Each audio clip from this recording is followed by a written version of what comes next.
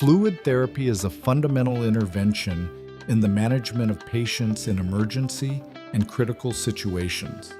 Its main goal is to restore and maintain the homeostasis of the internal environment by regulating volume, osmolarity, acid-base balance, and electrolyte levels.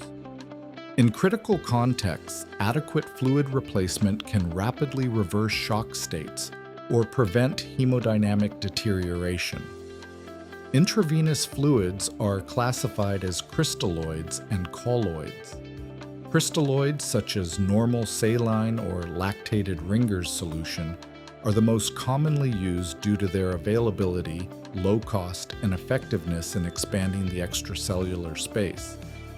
Colloids, on the other hand, contain high molecular weight molecules that remain longer in the intravascular compartment, although their use is more limited due to possible adverse effects.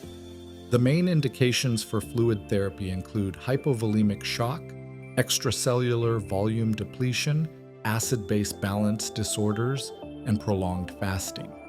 It is also used as a vehicle for drug administration or to maintain a patent venous access.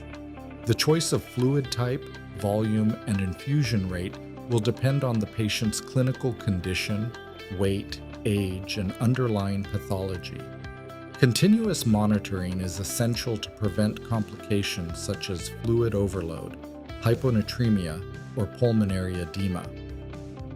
In emergency settings, where decisions must be quick and precise, fluid therapy represents a key therapeutic tool to stabilize the patient and gain time for the implementation of definitive measures.